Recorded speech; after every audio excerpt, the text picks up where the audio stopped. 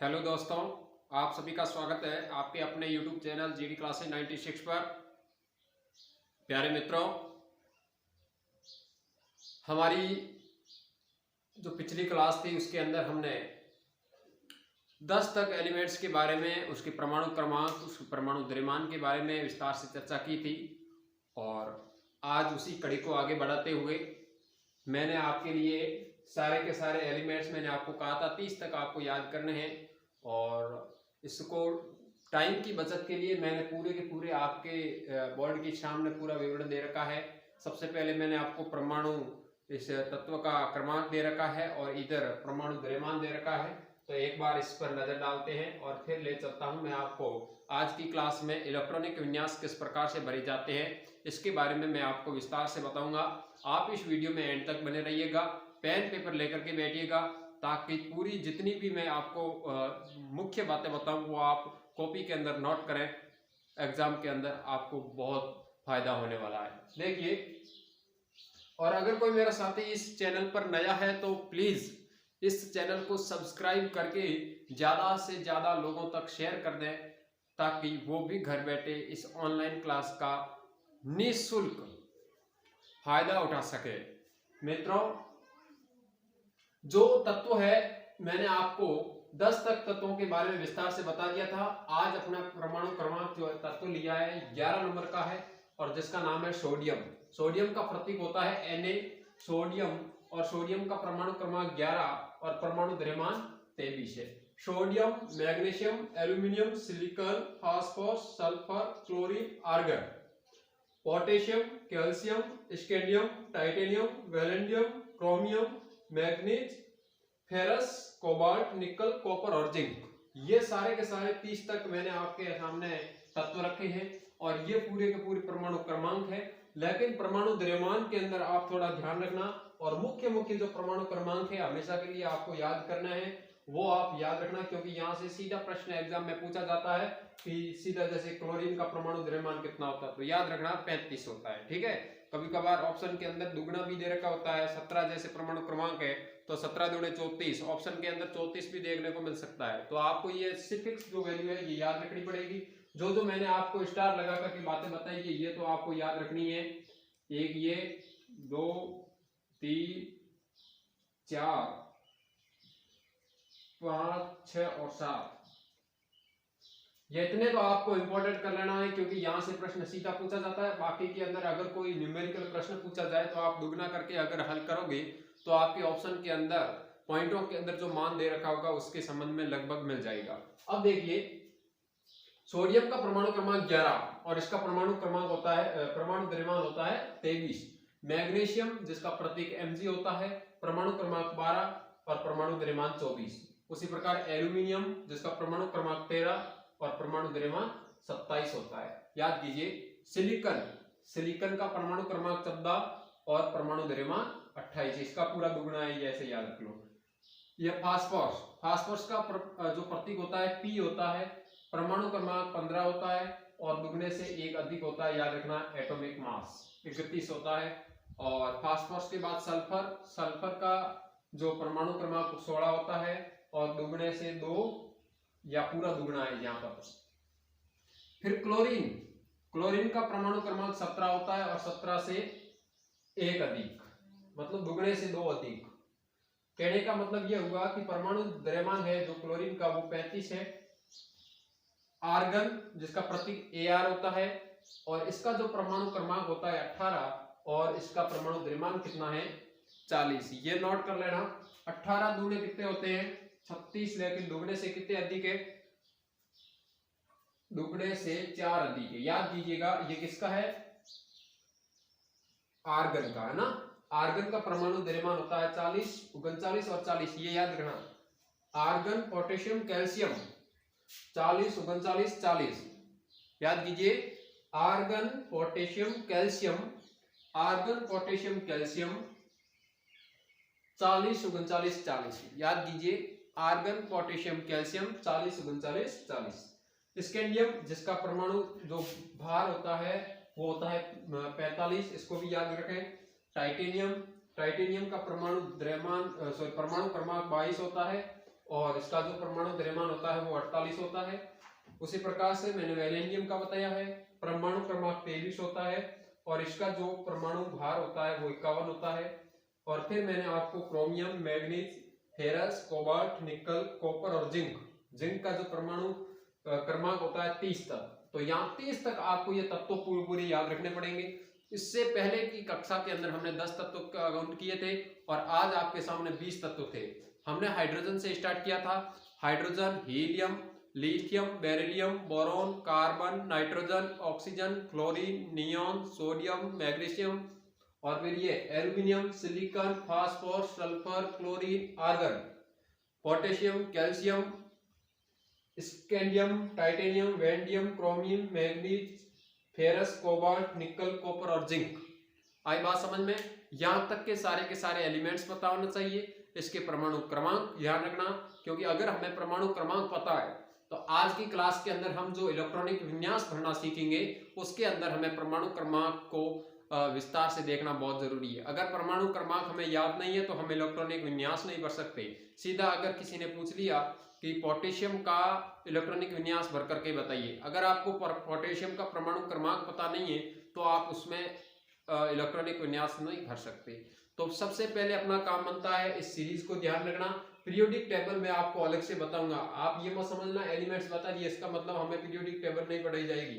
आपको periodic table का एक एक नियम, एक एक विशेषताएं पूरी विस्तार के साथ जानकारी दी जाएगी। लेकिन अब ये जो चीजें अपने काम आ रही है इलेक्ट्रॉनिक विन्यास पढ़ने के लिए, तो अपन को सबसे पहले ये चीजें याद रखना बहुत जरूरी है। पीरियोडिक टेबल आएगी उसमें मैं आपको विस्तार से बताऊंगा कि पीरियोडिक टेबल के अंदर हमें सबसे पहले क्या करना पड़ेगा, किस धातुओं को, अधातुओं को किस रूप में लिखना पड़ेगा, सारी विस्तार से अपन चर्चा करने वाले हैं।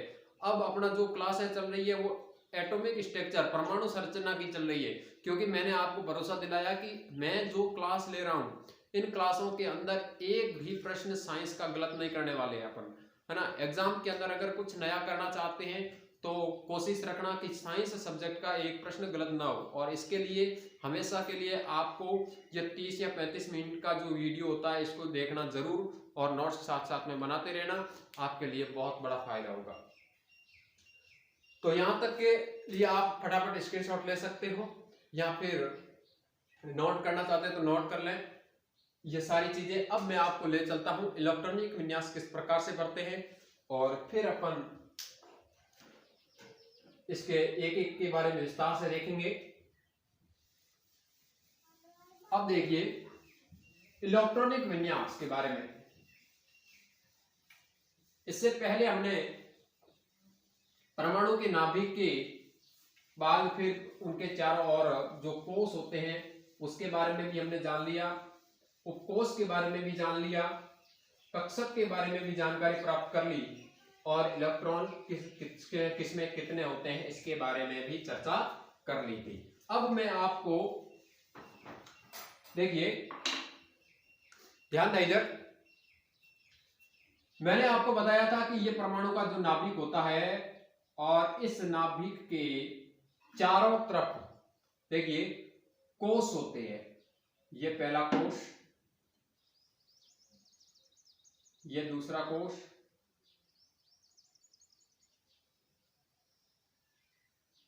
ये तीसरा कोष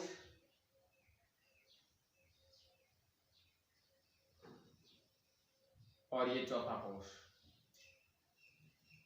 क्योंकि जो इलेक्ट्रॉन भरने का तरीका बताया था मैंने, और मैंने आपको ये कहा था कि सबसे पहले होता है कोष या कक्षा। सबसे पहले क्या होता है, कोष या कक्षा। कोष या इसको सेल कहें या इसको कक्षा कहें, एक ही बात है, ठीक है। और जो कोष होता है, कोष में पाए जाते हैं क्या, उपकोष।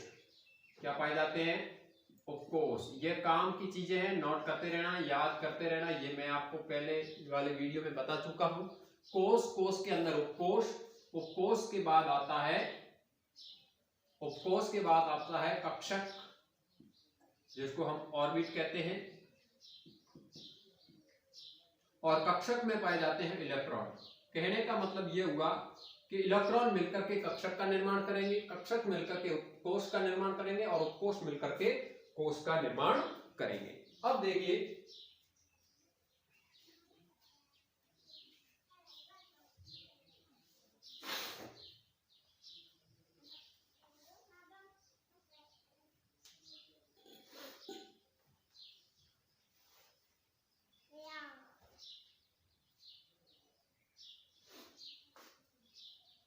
अब आगे देखिए, मैंने आपको चार चीजें बताई, कोश, कोश के बाद उपकोश, उपकोश के बाद कक्षक और उसके बाद इलेक्ट्रॉन। क्योंकि आज की जो क्लास के अंदर हम इलेक्ट्रॉन बढ़ना सीखने वाले हैं और इसके अंदर ये चीजें काम आएगी।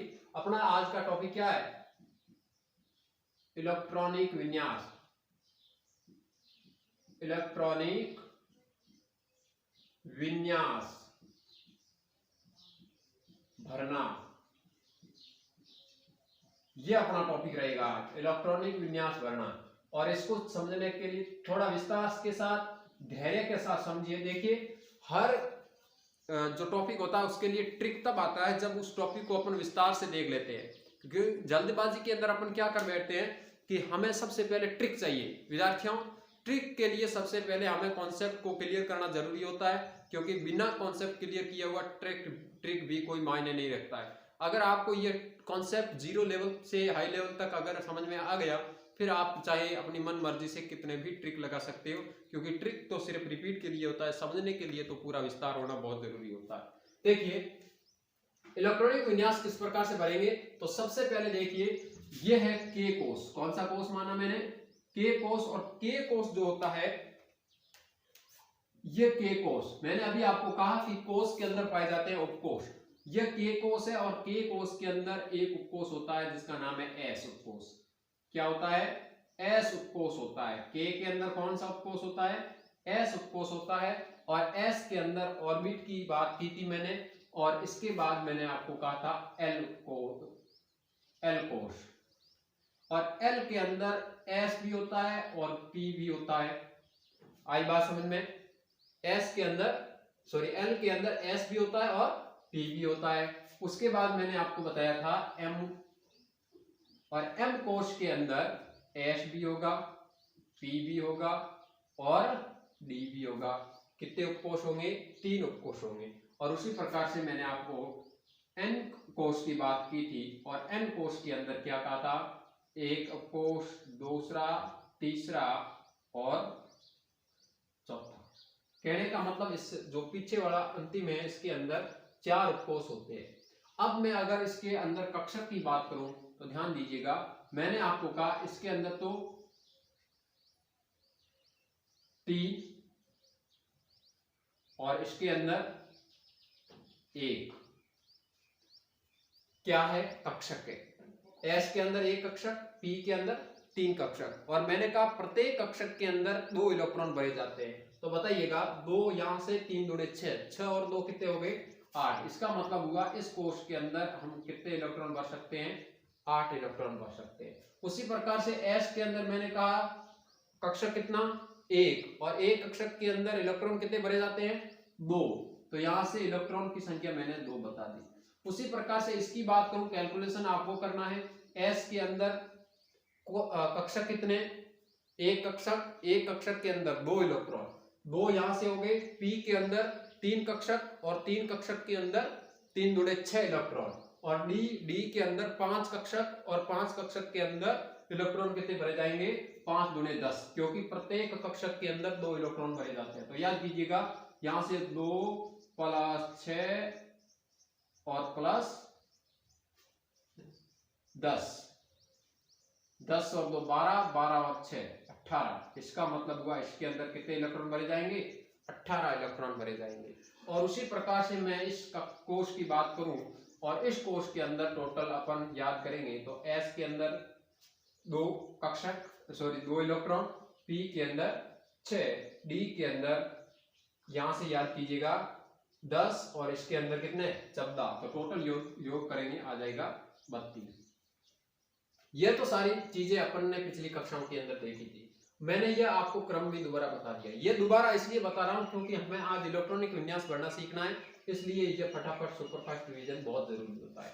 अब देखिएगा, अब इसके अंदर अपन को एक चीज और नोट करनी, जो इलेक्ट्रॉनिक विन्यास भरते हैं उसका जो क्रम होता है, उसका जो आधार होता है, इलेक्ट्रॉनिक विन्यास हमेशा निम्न ऊर्जा स्तर से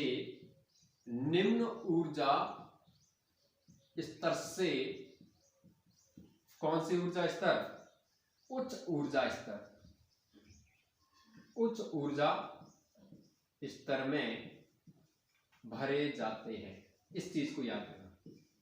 इलेक्ट्रॉनिक जो हम इलेक्ट्रॉन का भरने का जो क्रम देखेंगे वो होगा निम्न ऊर्जा स्तर से उच्च ऊर्जा स्तर में। अब देखिएगा निम्न ऊर्जा स्तर कौन सी है, उच्च ऊर्जा स्तर कौन सी है। सीधा प्रश्न भी आ सकता है यहाँ से कि निम्न में से कौन सा कथन सत्य है। और आपको ये पता है कि जो स्तर होते हैं, जैसे कोशों की बात की मैंने, K, L, M और N। मैंने कहा था जो नाभिक के जितना नजदीक होगा उसका रास्ता छोटा है। इसका मतलब उसको कम दूरी तय करनी पड़ेगी, और कम दूरी तय करनी पड़ेगी इसका मतलब इसकी एनर्जी क्या है, इन बाकी वालों की अपेक्षा कम। उसी प्रकार से जैसे जैसे कोश नाभिक से दूर होते जा रहे हैं वैसे वैसे उसका आकार बढ़ रहा है, और जैसे जैसे उसका आकार बढ़ रहा है इसका मतलब उसका ऊर्जा स्तर भी क्या होगा, बड़ा होगा। और वो क्या करेगा, सबसे अधिक ऊर्जा अपन कहें तो सबसे बढ़िया ज्यादा किसकी है, N। आई बात समझ? या इसको आप ऐसे कर सकते हो कि K की सबसे कम, उसके बाद L की, उसके बाद M की, और उसके बाद N की। आई बात समझ में? ये होता है क्रम, ठीक है, ऊर्जा के आधार पर। K की सबसे कम, L की उससे भी कम, तो सबसे बड़ी किसकी हो गई, N की हो गई। आई बात समझ में? अब देखिएगा, अब हम सीखेंगे इलेक्ट्रॉन के विन्यास कैसे करेंगे। जैसे मैंने यहाँ पर कोई एलिमेंट्स ले लिया, जैसे एटॉमिक नंबर ले लिया 15, इसका भर के बताओ, तो आप कैसे करोगे? सबसे पहले मैंने कहा निम्न ऊर्जा स्तर में भरना है। निम्न ऊर्जा स्तर मतलब K कोश के अंदर जाना है, और K कोश के अंदर आपको पता है सबसे पहले कितना है, 1, जिसका नाम है S। इसका मतलब यहां पर तो आएगा 1S। अब बताइए 1S के बाद 2S, 1P लिख सकते हैं क्या? नहीं लिख सकते, क्योंकि 1 जो उपकोश है इसके अंदर एक ही कक्षक है, ठीक है। अब अपन क्या करेंगे, आगे बढ़ेंगे दूसरे, क्योंकि निम्न ऊर्जा स्तर से उच्च ऊर्जा स्तर मतलब बाहर की तरफ बढ़ेंगे।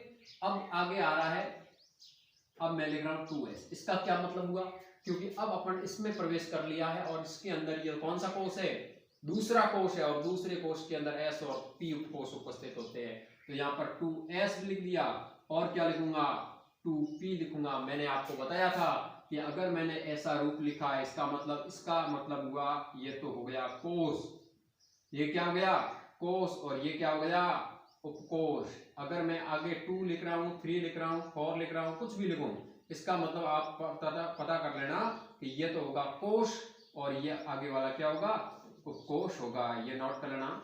अब देखिए मैंने यहां पर लिखा 1S, 2S और 2P। इस डायग्राम को अगर आपने समझ लिया है, अगर समझ में नहीं आया तो इस वीडियो को थोड़ा पीछे करके दोबारा देख लेना, वीडियो आपके पास हमेशा के लिए सेव रहेगा। अब देखिए 1S हो गया, 2S हो गया और 2P हो गया। अब मैं यहां पर क्या 2D लिख सकता हूं? जी नहीं, क्योंकि हमारा यह कोर्स पूरा हो चुका है। अब अपन तीसरे कोर्स में प्रवेश कर लिया है हमने, और मैंने यहां पर लिखा है 3S, फिर मैं लिखूंगा 3P और 3D। ऐसे हम लिखते जाएंगे। आई बात समझ में? लेकिन हमें क्या करना है, इस परमाणु क्रमांक 15 इसके अंदर हमें देखना है। तो अपन क्या करेंगे, सबसे पहले इसको भरेंगे। देखो S के अंदर 2 इलेक्ट्रॉन, इसके अंदर भी 2 इलेक्ट्रॉन, को मैंने लिख दिया 1s2 2s2।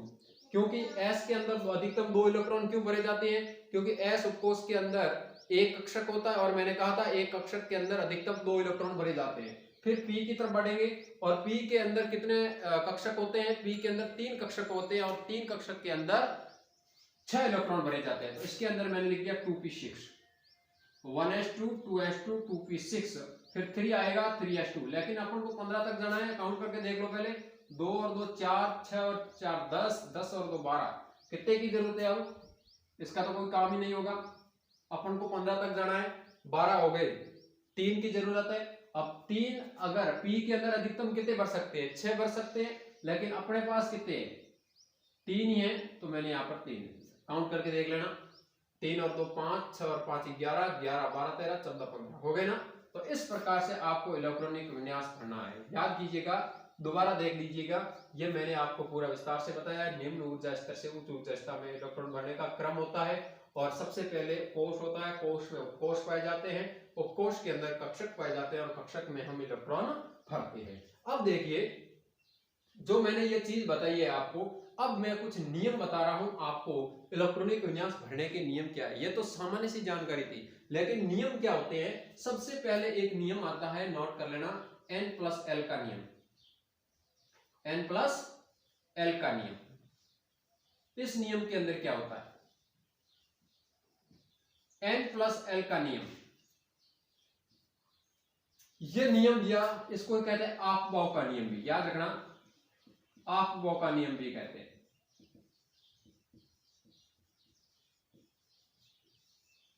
नोट करना, ये जो इलेक्ट्रॉनिक विन्यास भरने के नियम है, N+L का नियम, और इस नियम का अन्य नाम अफबाउ का नियम भी है।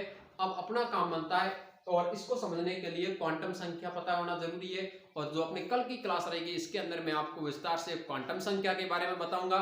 फिर अपन N+L का नियम पढ़ेंगे और बहुत सारे नियम पढ़ेंगे, ताकि अपन को इलेक्ट्रॉनिक विन्यास के संबंध में एक भी प्रश्न गलत ना हो। आशा करूंगा कि आज का सेशन आपको अच्छा लगा होगा। अगर मेरा वीडियो आपको अच्छा लगे तो ज्यादा से ज्यादा शेयर करके और चैनल को सब्सक्राइब जरूर कर लें, बेल आइकन का घंटा प्रेस करके, ताकि नोटिफिकेशन आपके पास जल्द से जल्द पहुंच सके। तो साथियों, आज के लिए इतना ही, कल फिर मिलेंगे, तब तक के लिए good bye, good luck, wish you all the best.